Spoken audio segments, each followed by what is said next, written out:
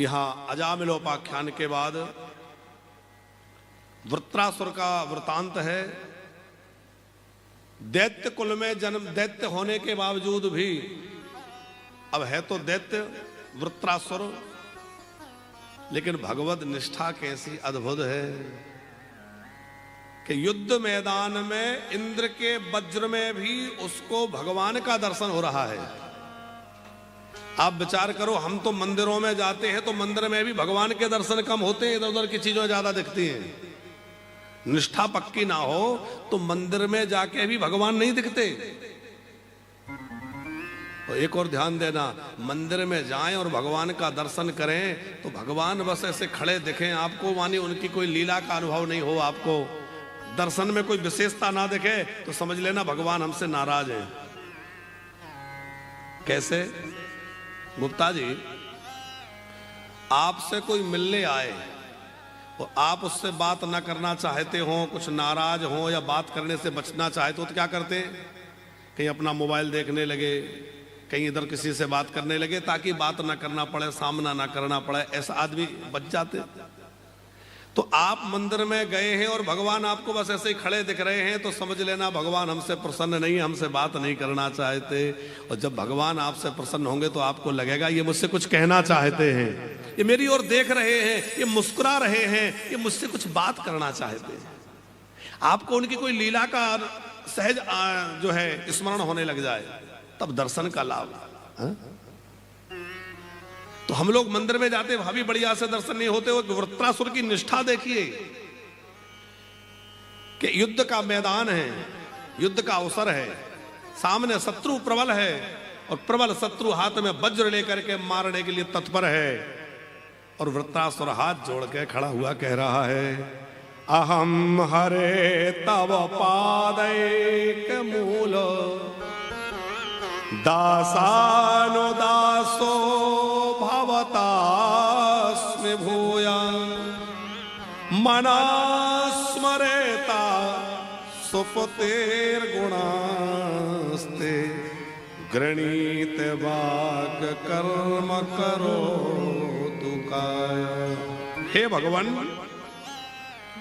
मेरे अंदर इतनी योग्यता नहीं है कि मैं आपका दास बन सकूं, पर ऐसी कृपा करिए कि हमेशा मुझे जहां भी मुझे जन्म मिले, जहां भी मैं रहूं, वहां आपके प्रेमी अनुरागी भक्तों का संग मुझे मिलता रहे, मुझे कुसंग ना मिले।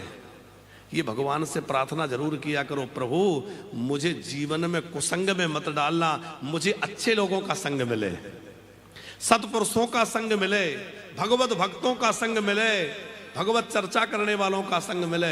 क्योंकि संसार की चर्चा करने वाले मिलेंगे तो हमारे मन को संसार की ओर खींच देंगे, और भगवत चर्चा करने वाले मिलेंगे तो हमारे मन को भगवान की ओर खींच देंगे।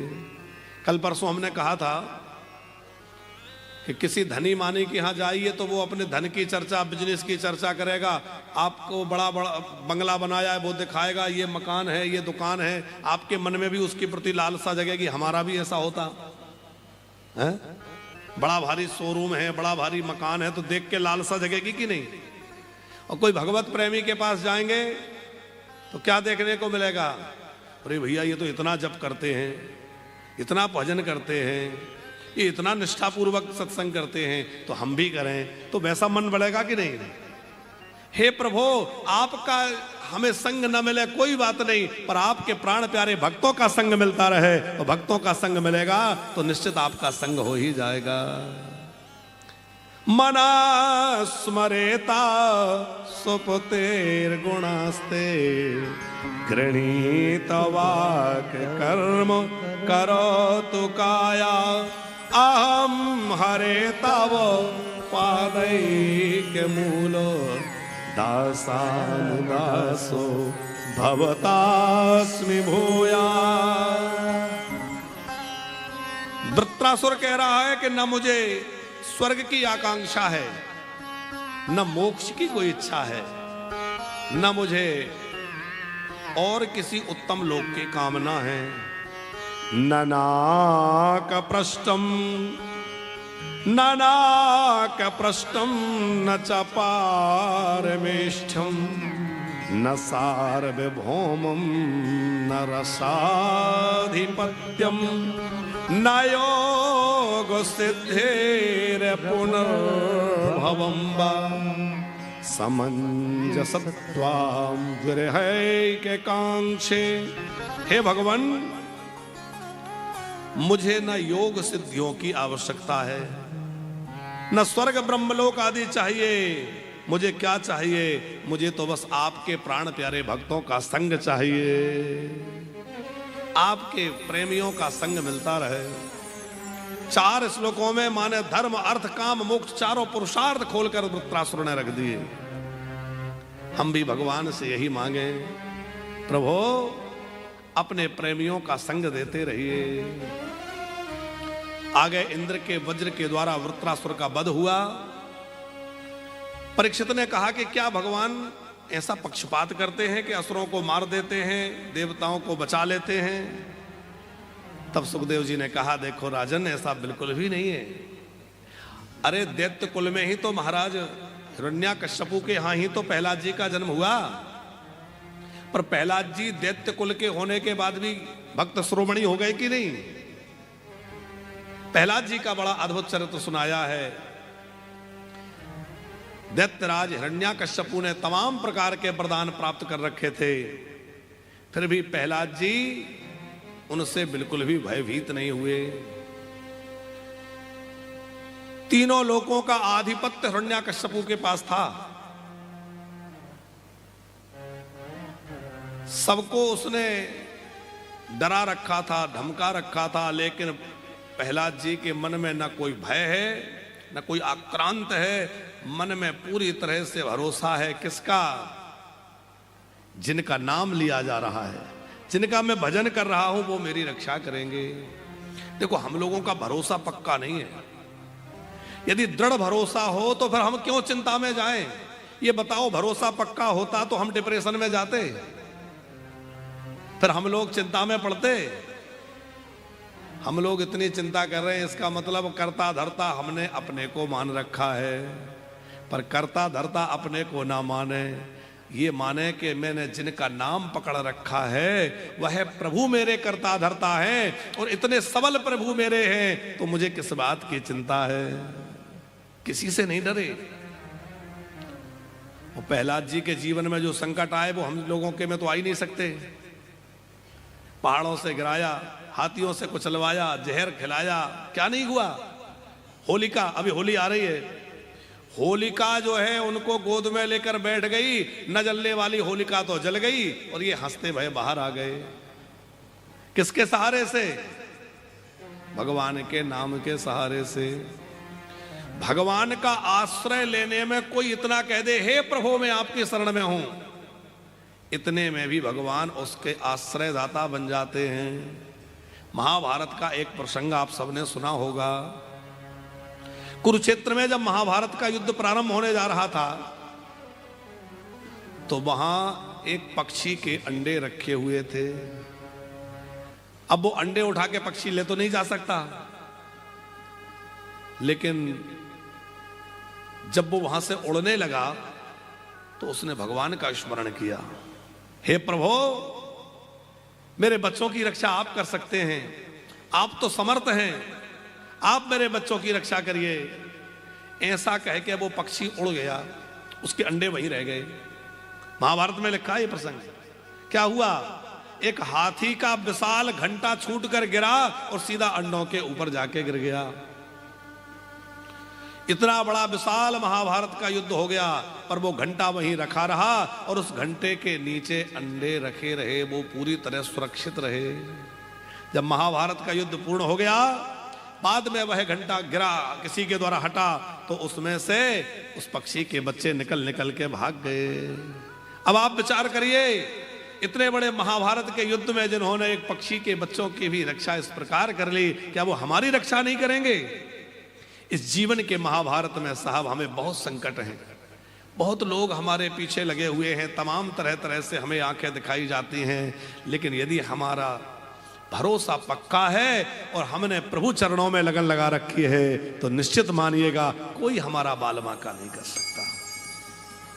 नित्य प्रभु से प्रार्थना करिए, हे नाथ मैं आपका हूं, हे प्रभु मैं आपका हूं। हे प्रभु, यदि आपके सहारे रहकर भी मुझे संसार से भयभीत होना पड़ा तो फिर मेरी शरणागति कैसी?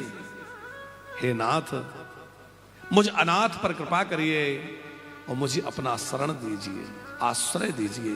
भगवान बड़े दयालु हैं। जब कोई करुण पुकार करता है, भगवान दौड़ पड़ते हैं उसकी रक्षा के लिए। भैया प्रहलाद के लिए कितनी बार आए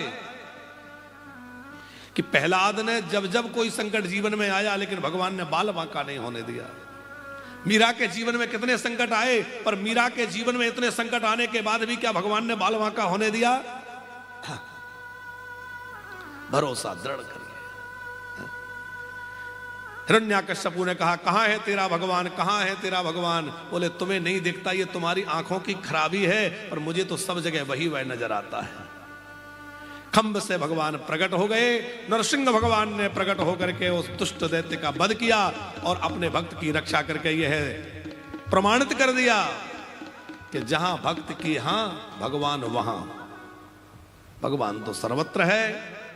प्रहलाद जी को गोद में लेकर के भगवान ने बहुत दुलार दिया है, बड़ा प्रेम किया है। प्रहलाद जी ने भगवान की बहुत प्यारी स्तुति करी और फिर भगवान बोले, कुछ मांग लो। प्रहलाद जी बोले, मुझे जो मिला है वो तो और किसी को मिला ही नहीं। क्या मिला है? अरे बोले, प्रभु आपने कभी ब्रह्मा जी को ऐसे गोद में बिठाया है? भगवान बोले, ना। अच्छा प्रभु, आपने कभी इस प्रकार शंकर जी को गोद में बिठाया है? बोले, नहीं, ऐसा तो कभी नहीं हुआ। तो जो सौभाग्य शंकर जी को नहीं मिला, जो सौभाग्य ब्रह्मा जी को नहीं मिला, वो मुझे मिला कि आपकी गोद में मैं बैठा हूं और आप मेरे मस्तक पर हाथ घुमा रहे हैं, अपनी जिह्वा से मुझे चाट रहे हैं। इससे बड़ा और मुझे क्या सौभाग्य चाहिए? प्रभु, यदि आपके मन में कुछ देने की इच्छा है तो एक वरदान दे दीजिए। क्या? यदि रासीद में कामान वरांस्त्वं वरदर सभा कामानामृत संरोहम भवतस्तु वृणे वरम। मेरे अंदर से कामनाओं का नाश हो जाए, मेरे मन में कभी किसी से कुछ मांगने की चाह न रह जाए, ये प्रहलाद जी ने मांगा है। बोले भक्त प्रहलाद की। आगे नारद जी ने युधिष्ठिर जी महाराज को अनेक प्रकार के धर्मों का उपदेश दिया है, वो चर्चा है। गृहस्थ धर्म क्या है, ब्रह्मचर्य का धर्म क्या है, वानप्रस्थी का धर्म क्या है, सन्यासी का धर्म क्या है, इन सब विषयों पे भी बड़ा विस्तृत सुखदेव जी ने कथा कही है। अष्टम स्कंद में मनवंतरों की कथा है। अलग अलग मनवंतर में भगवान प्रकट होते हैं। भगवान ग्राह से गजेंद्र को बचाने के लिए भगवान हरि रूप में प्रकट हुए, वो कथा है। उसके बाद समुद्र मंथन की कथा है। और जब भी कोई मंथन अमृत के लिए प्रारंभ होता है तो अमृत बाद में मिलता है, पहले विष ही निकलता है। लेकिन अमृत प्राप्ति करना है तो पहले विष से सामना करना पड़ेगा। और जो विष से डर जाएगा वो अमृत तक पहुंच नहीं पाएगा। गुप्ता जी, देवता और दैत्य विष को देख करके मंथन बंद कर देते तो विचार करो, क्या अमृत मिलता? नहीं मिलता। कोई भी काम की आप शुरुआत करें तो शुरुआत में बहुत समस्याएं आएंगी। हमने भी अब वानप्रस्थ का जब बीड़ा उठाया और ठाकुर जी श्री जी की प्रेरणा से इस काम में लगे तो शुरुआत में तो यही लगता था कि कैसे होगा, बड़ी समस्याएं। पर हमने यही बात विचार की कि जब मंथन आरंभ होता है तो पहले जहर निकलता है। तो अभी जब कार्य की शुरुआत हुई और जब आरंभ हुआ तो उसमें कई तरह की समस्याएं, कई बार सांस की समस्या आ गई, कई बार किसी और तरह की, कभी आर्थिक, कभी कोई कई बार। लेकिन भगवान की शरण है तो भगवान सबसे रक्षा करते हुए आगे बढ़ाते हैं। और आज कार्य आगे बढ़ रहा है और बहुत जल्दी अमृत प्रकट होने वाला है। अमृत क्या है? बोले हमारे सब भक्त आकर के यहाँ विराजमान होंगे और सब भक्तों के बीच में रह करके हम लोग खूब भगवान नाम का कीर्तन करेंगे। वो भगवत भजन ही अमृत है। भगवान की कथा रूपी अमृत तो यहाँ बह ही रहा है। हलाहल विश्व भगवान शंकर ने पान किया है। वो हम लोगों ने भी इसीलिए भगवान शंकर की आराधना प्रारंभ कर दी गुप्ता जी। जो विष निकलेंगे उनको महादेव पिएंगे, वो महादेव जाने, हम लोग तो अमृत पिएंगे। तो भगवान महादेव का शरण ग्रहण की देवताओं ने। भगवान महादेव ने विषपान किया। कामधेनु, उच्च श्रवा, ऐरावत, कल्प वृक्ष आदि आदि सब निकले। अंतिम व्रत के रूप में अमृत लेकर धन्वंतरी भगवान प्रकट हुए। भगवान मोहिनी अवतार धारण किए। भगवान ने देवताओं को अमृतपान कराया है।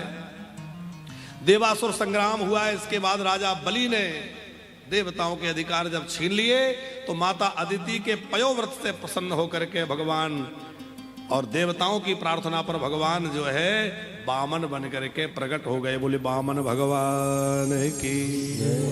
भगवान वामन ने जो है प्रकट होकर के राजा बलि पर कृपा करी। राजा बलि को भगवान ने बंदी बना लिया कि छल लिया, ये सब कहा जाता है, लेकिन वस्तुतः बात यह है कि भगवान तो बलि पर कृपा करने गए हैं। बलि का नाम अमर हो गया कि नहीं? जहां भी कोई विशेष दान की बात आती है तो राजा बलि का नाम पहले आता है। कौन सा दान? बोले बलिदान, बलि जैसा दान।